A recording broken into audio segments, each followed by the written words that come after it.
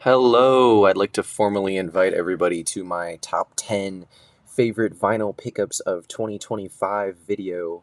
Um, so, this was originally intended to be a companion piece to my top 10 action figure pickups of 2025, but unfortunately, I had some degree of difficulty in making that video, and because of it, that one's been indefinitely postponed. Sorry to anyone that would be or is interested in that video. Maybe I'll get around to it in the future, but as of now, that video has been shelved. So I've been putting all my time towards this one. This is pretty much just me. The footage in the background right now is just me going over the CDs I got this year. I started CD collecting this year. That was pretty cool. In terms of vinyl collecting, this was my biggest year for vinyl yet. I think I got over 50 records, at least over 40. Honestly, I think I was more involved in record collecting this year than I even was figure collecting. So, um, for this list, I've decided to just go over like 10 of my favorite records that I got this year. Just pretty simple stuff. Yeah, I mean that's really about it. I guess just some ground rules before I really get into it is just that first off, this what am I trying to say? This is just anything that I got in 2025, not necessarily things that came out in 2025. I don't really treat record collecting the same way I do figure collecting, as in when I collect action figures, typically most of the releases that I buy in a given year came out that year, but record collecting's a little different with how things are released and whatnot. So um, most of this stuff, I don't think a single album on my list came out in 2025. I think the newest album on the list came out in like 2018 or 2019, and I don't think some of the pressings did come out this year, so that counts in my opinion. But yeah, I thought I'd just lay that out there real quick before we get into it. Yeah, this will be a bit of a longer video. I hope you guys enjoy it. I honestly like tried to actually put some effort into making this, especially since my kind of figure video ended up backfiring a little bit. I thought I'd put a bit more effort into this one. So, hope you guys enjoy. Like I said, there isn't any albums from 2025 on this list. But for those who are interested in what albums really intrigued me in 2025, stick around because I'll briefly be covering that later on. So, yeah, that's about it. I guess let's just get to the list. So a quick honorable mention is By the Time I Get to Phoenix by Injury Reserve. I bought this record. This would have been on the list, but the fact of the matter is that it's unopened and I wasn't brave enough to open it for this video. So, great record. Super cool pressing. I love this album, but I wasn't really ready to open it. So it's just an honorable mention. Would have been on the list regardless, though. Yeah, that's about it. All right, so my number 10 spot goes to Crumbling by Midair Thief. So, for anyone who's not familiar, Midair Thief is a Korean electronic slash psychedelic artist. This particular album, Crumbling, I think is their second of only two records. This one was released in 2018, I believe. You would kind of describe it as like a psychedelic pop, kind of leaning on psychedelic folk with like electronic elements. It's a very eclectic record. It's honestly, I really like the record itself, like the actual album, I think is pretty good. But what really sold me on putting this on the list was the pressing itself.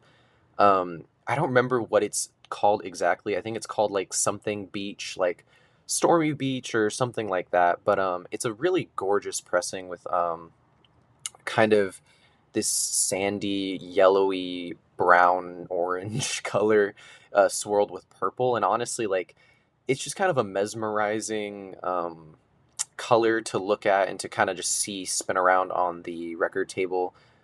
Here it is coming out now. Um, just a really gorgeous record. And also, I think the way that the sticker in the middle looks is really nice. And honestly, just to own this one physically is dope. I love the album cover. It has a cool OB strip kind of thing with all the additional like info and whatnot. And honestly, just a super like dope pressing. And in terms of the music itself, I'm a big fan of psychedelia and pop and just very weird, odd kind of electronic music, and I think this is just really up my alley. It's this kind of magical, whimsical kind of sound, very just alive, I guess. I think I saw someone describe it as kind of like hearing, like in the audio format of watching like a god create a world or something like that, which may be a bit like dramatic, but I will say there's like a certain level of like nuance and kind of power and whimsy almost, and like a lot of playfulness to this record. It's very lush and has these great lo-fi psychedelic textures and like just really dope electronic production and whatnot. And for that reason, plus like just how dope the pressing itself is, it really just had to make the list. So, yep, that's my number 10. All right, and now for my number 9 spot, it's gonna go to "The Impossible Kid" by Aesop Rock.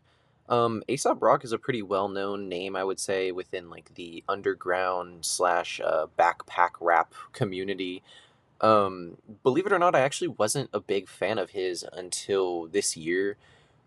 He features on a lot of songs by other artists I'm like otherwise a fan of, but for the longest time, I just wasn't actually that big a fan of him, believe it or not. But for whatever reason, like this year, I really gave his music a shot, and honestly, I really liked it. Actually, I enjoyed it a lot. He has really quirky, funny, like lyricism and a very interesting flow, and also just like a very unique voice. And so when I ended up getting this pressing, I was very, very impressed by the quality of it. So it comes with like a full poster that's like ginormous. I didn't unfold it out for this video, but it's rather huge. All of the like inserts have the line art of the album art, or like the art that's on the poster printed on the actual inserts themselves, which is super nice. It's nice to see like such a big emphasis on the actual like visual artistry that's involved with this album, other than the sound itself. And the pressings, holy shit, they're super nice. One of them, I think it's the first LP, is this really gorgeous neon green record.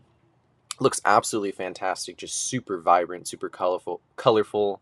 Really matches the energy of the album itself. And then the second LP is a really bright neon pink one, and honestly, both of them together, just two very, very high quality pressings that look fantastic. I think it's kind of rare when buying a 2 LP that it actually has two different colored records for each LP, obviously. And so that fact is cool. And just overall, I think what I really liked about this pressing is that, other than it being my favorite Aesop Rock album, I think the fact that the pressing itself is super duper high quality. Like the records, all the inserts, the poster. I believe it comes with like a download code. The way the actual like outer sleeve and everything works is really nice. Um, and overall, it just has honestly some of the most impressive presentation I've seen for a record this year. And other than that, like in terms of the actual sound of the music, whatever. In terms of the music itself, it's Aesop Rock has this very particular like vibe and energy to his music. I'm pretty sure he's almost entirely self-produced, and you can really hear how this very quirky, weird kind of metaphor-heavy style of rapping really goes along well with these kind of eclectic, abstract beats that he cooks up. He just has a bunch of very silly bars. Some bars that probably haven't aged super well. Like there's a specific song, I think it's "A Lot of Years," where he talks about riding hoverboards to work and like dreads and stuff. It's kind of funny. But honestly, for how mildly dated some components on here are, the production and the personality of Aesop Rock really comes through on this thing, and for that reason, coupled with just the great pressing itself, had to be on here. Yeah, that's my number 9. All right, I hope YouTube is okay with some artistic nudity, because number 8 is "Terrifier" by Pig Destroyer. Pig Destroyer is like an absolutely classic name in hardcore punk and grindcore specifically, and I'd personally consider this album to be their magnum opus. It's just through and through super tight instrumentation, super great playing, all that. In terms of this pressing itself, I believe it's a 2024 20th anniversary one. It's actually a 2 LP despite the album being incredibly short, but that's because the main album is actually on the first LP and a EP called Natasha, which is like a very interesting drone doom metal song for this band. Is Takes up the entirety of the second LP, and honestly, just super nice pressing. The cover has this kind of nice laminated feel. The pressings themselves is like this crimson, like black and red, blood splattered kind of look. Obviously, the inside of the sleeve with like the scary, demonic, fucked up looking band members is really cool. And honestly, once again, I think the presentation and the quality of this is what really won me over. I'm personally a fan of how the remasters sound on this record, and I just think that hearing this like in person, like the quality through the record itself is incredibly nice, super crisp, super heavy, incredibly brutal, and just the music itself is just fantastic. Like I said, the Pig Destroyer is kind of like an extremely classic, popular name in grindcore, and I think this album is instantly iconic and memorable for a reason. It's simultaneously super pummeling, double drumming, crazy in your face, like punk nastiness. But at moments it still manages to have like bordering on melodic kind of more traditional moments, and I think it's this kind of balance that's very nice to listen to, and yeah, just a super awesome record. So yeah, that's my number 8. All right, let's take a step back and talk about something a little more whimsical. This is The Rainbow Goblins by Masayoshi Takanaka. So, Takanaka is mostly well known for making very incredible city pop jazz fusion records. Records like Seychelles and Brazilian Skies, I think, come to mind for a lot of people who've heard his name. He's very famous Japanese artist. Especially for his guitar work. It's very killer, very melodic, very technical, highly praised for good reason. And for those who know it, Rainbow Goblins is usually considered one of his best records.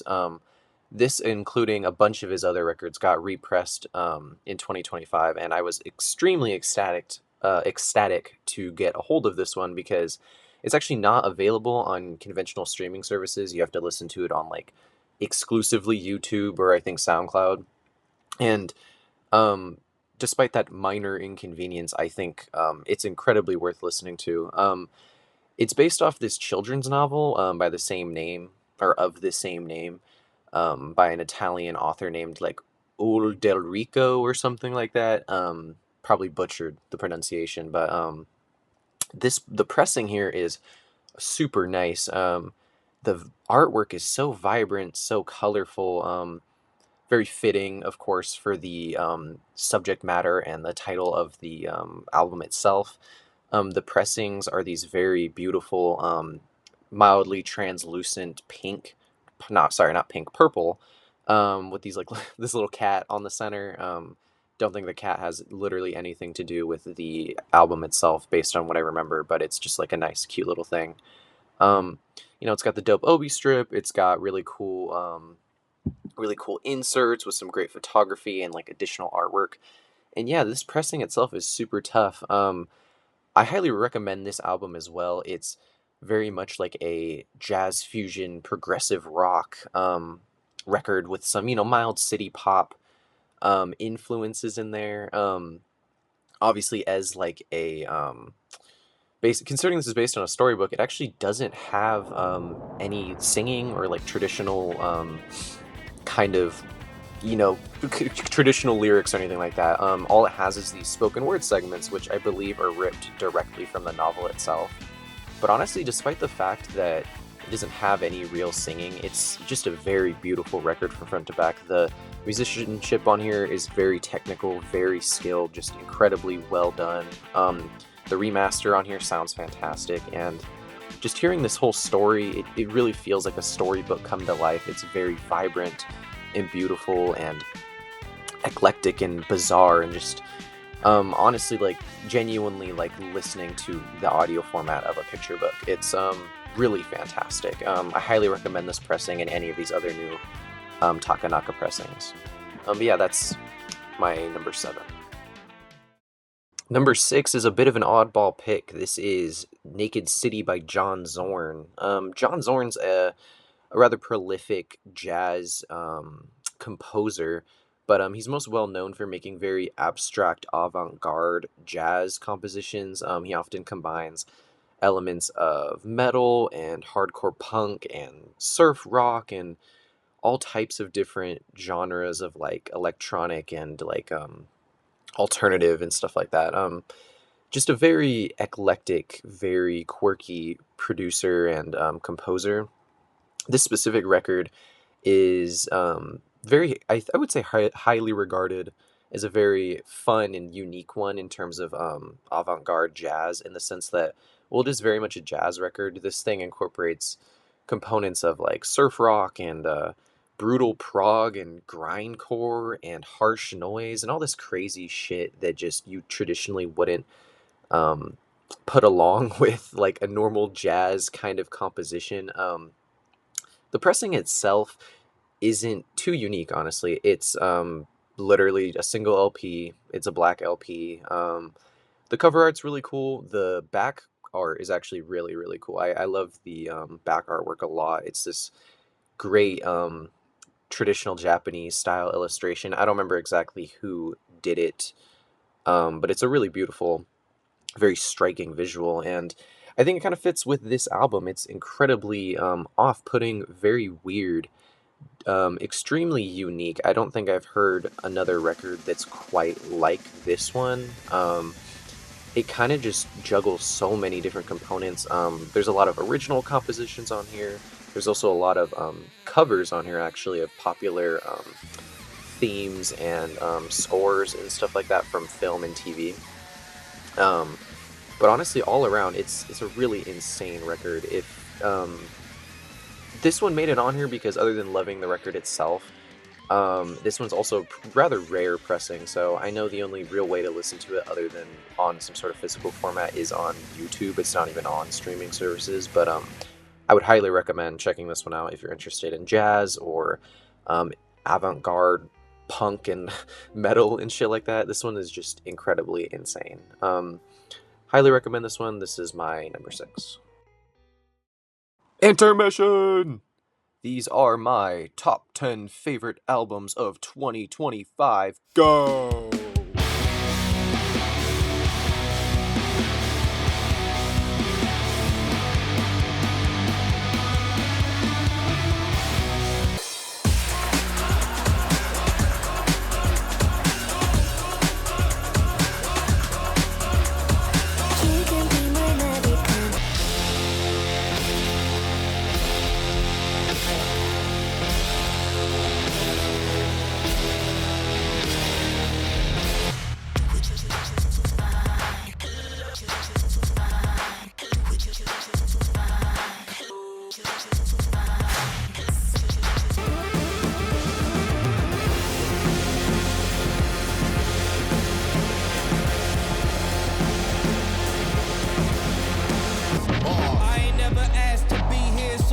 Decide to leave. All them devils in the details rush to either side of me.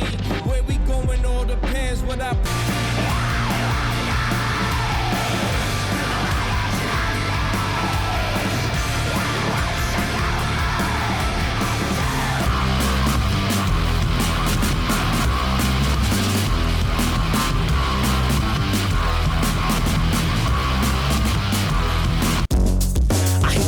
land in another country that's never gonna be seen by my mans. Rising sun, when I wake up, you put the money in your hand. We stick you with the doohickey like you was leading Japan. Bang, bring your memory so that's what the face your face, a face all glistening and golden showered and right at the golden hour in the middle of the golden city. So pretty, give all your power because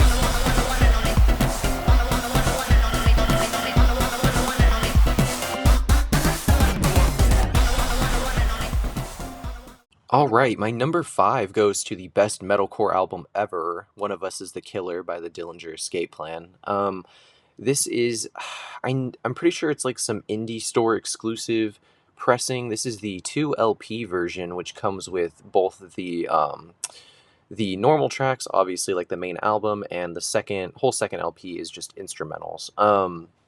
This thing is super nice. This particular pressing, the whole inner sleeve and outer sleeve and everything, both on the inside and like out, is this very nice reflective silver color.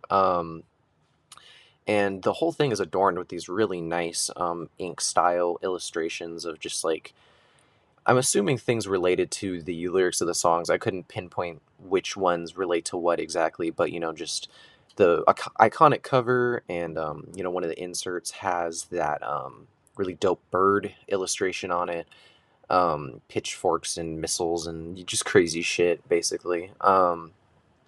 This one's really nice. Other than being a 2 LP and obviously the outward presentation being very good. Both of the records come in this kind of grayish silver, kind of misty kind of pressing.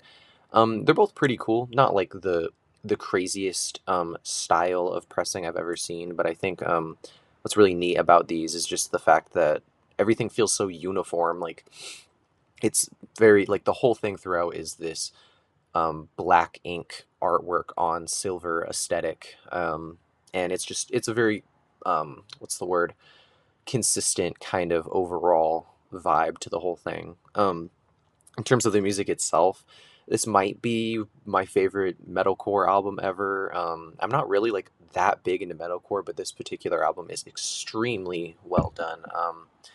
Start to finish, it's actually incredibly catchy despite being very heavy.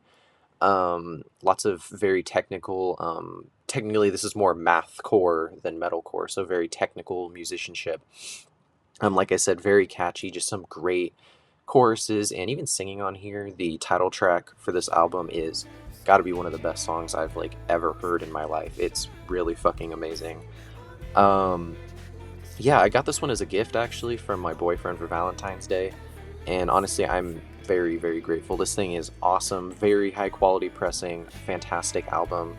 Now I need to get the rest of Dillinger's discography because pretty much all their albums are fantastic. But if I had to pick a best, it would probably be this one. Or Ironworks. I really like Ironworks. But yeah, this thing is fantastic. That's my number 5. Number 4 goes to the California natives, Mr. Bungle, with their album California. This is really fantastic record. It reminds me of the Zorn record I mentioned earlier, in the fact that it's incorporates a lot of different genre elements to make this very quirky, surreal, kind of satirical take on Californian culture. It's very well done. This particular pressing actually came out in 2025. This is part of a grouping of Rocktober pressings that came out along with their first 2 albums, which I would also jointly put here in terms of like how much I enjoy them. But I just went with California because it's probably their overall best album, at least maybe their most well known. But yeah, this pressing's really dope. It's kind of just, it's rather simple. I mean, it's a white cover, it's got some pictures of flowers and stuff like that. The actual records themselves are this, I think it's called Cherry Red. And I'm sure that's what's specifically listed as. And it's just really nice. Honestly, it's not really like that bombastic or like super crazy of a presentation for a record. I just think that the simplicity of it, like obviously of all the artwork and the inserts and the color of the record itself, it's just very cool, honestly. I became a really big fan of Mr. Bungle in 2025, like a really huge fan. So the fact that they finally re-released all of these albums individually on vinyl was a huge blessing. And yeah, like, in terms of sound, in terms of the sound itself, like I said, kind of reminds me of the John Zorn record a little bit. Believe it or not, John Zorn actually produced their first album. Funny little fun fact. But this album's great. It's probably their least heavy record, but it's still incredibly experimental. Definitely like art rocky, kind of very weirdo lyricism, kind of cryptic and satirical, and very critical of California at the time. A lot of different genre components like metal and jazz and surf rock and prog, and just like all this super big like conglomeration of these different genre elements. And honestly, I just think the fact it's such a unique and also kind of socially critical album makes it just one that I really really enjoy, especially since it's about the state that I live in. But yeah, this is my number 4, along with all the other pressings. They're fantastic. Coming in at number 3 might be the heaviest record ever. This is Dope Throne by Electric Wizard. This is a 2002 original white vinyl pressing, which is crazy to me. This is the oldest color vinyl pressing I have. Of course, it's not anything super extravagant. It's just like a white record. But yeah, I didn't even know they made them that far back. I guess they've been making color records since like the 70s. They just usually suck. Like usually the older they are, the less good they are. Whatever. But in regards to that, actually, this record sounds fantastic, and the presentation's super tough. I mean, the album cover is amazing, super cool to have a physical representation of that. The back, kind of simple. It just has like artwork of the band, or photography of the band. The inserts aren't really anything that interesting, but I do really like the gatefold. The inside has like like logos and like lyrics and like obviously credits and stuff like that, and just like weird satanic stonery bullshit. It's just a lot of fun. I mean, even the center stickers on all the LPs have like crazy like biblical Dante's Inferno. I don't remember the specific artist, but like art ripped like directly from that like illustrated telling of Dante's Inferno that's like really iconic. And honestly, just I mean, it really fits the vibe. I mean, it's like a crazy stonery satanic ass album, and I mean, this record is rightfully considered like a classic, maybe the best stoner metal album of all time. Um, Super fuzzy, heavy, like lo-fi, like crushing production on this thing, just like very like pounding into your brain, and just like very sludgy and like just fantastic front to back. It sounds amazing to this day. Also like surprisingly psychedelic. I mean, it is like stoner metal, so I guess I can't be that surprised, but very psychedelic, very heavy. A lot of great lyricism on here, but I mean, really what you're coming for is those just like insane fucking riffs and crushing drums, and just like the whole stoner vibe. Like this delivers on it like to a T. I could not recommend a stoner metal album, or even just a metal album in general, more than this one.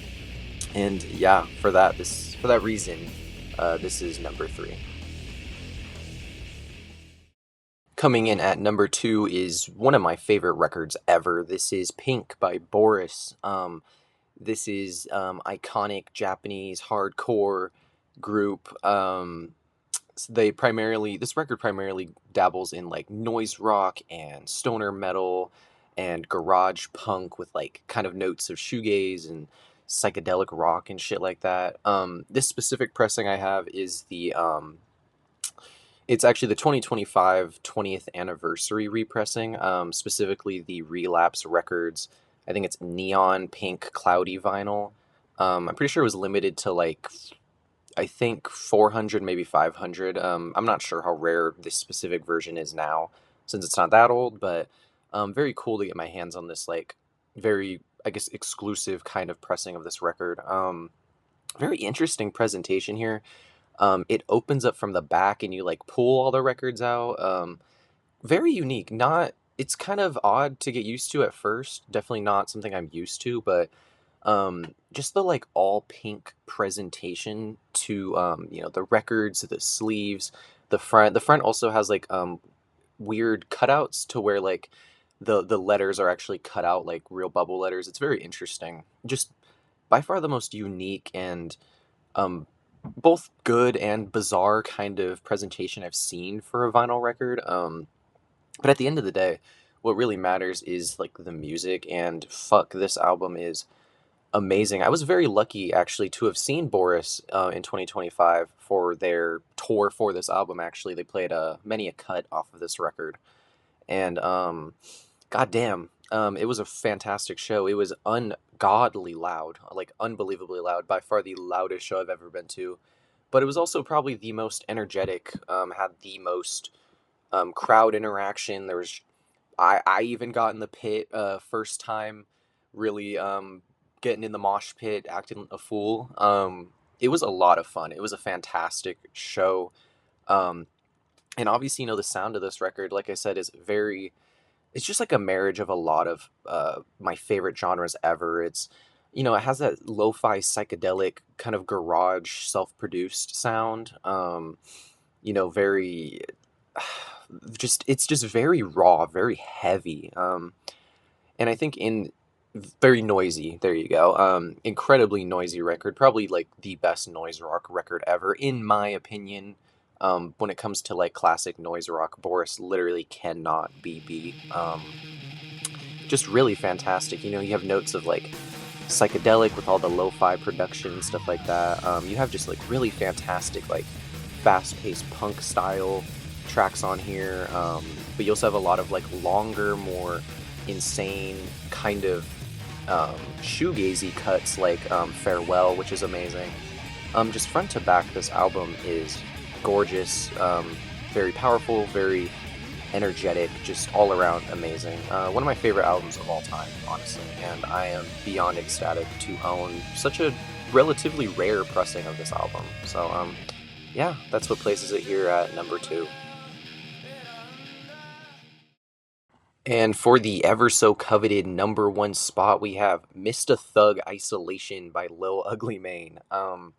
Wow, amazing, amazing record. Probably the most impressed I've been with a pressing of a record. This is the 2025 Ghastly Grape version of the album.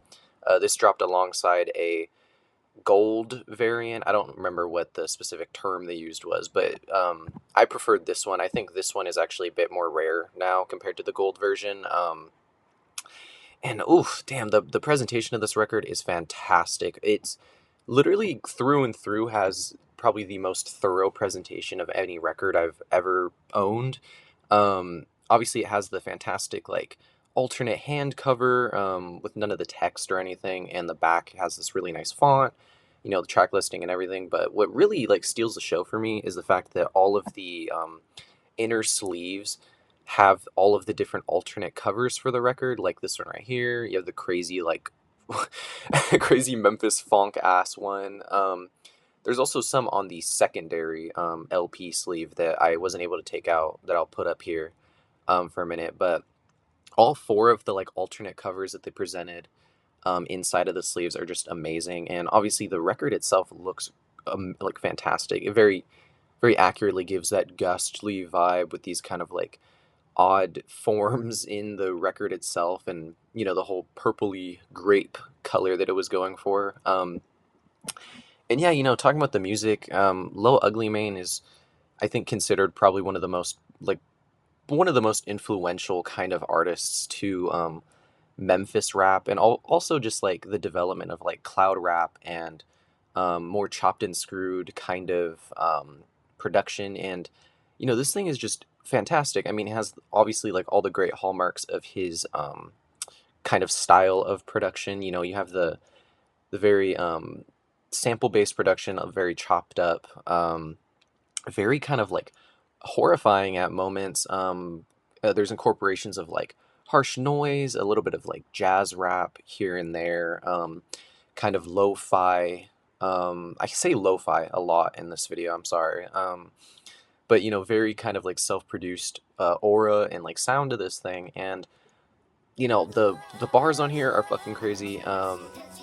Like she on my dick like flies in a box of fruit. I think about that one all the time. It's so fucking stupid. It's genius. There's bars that are, really funny. There's bars that are fucking horrifying and just evil.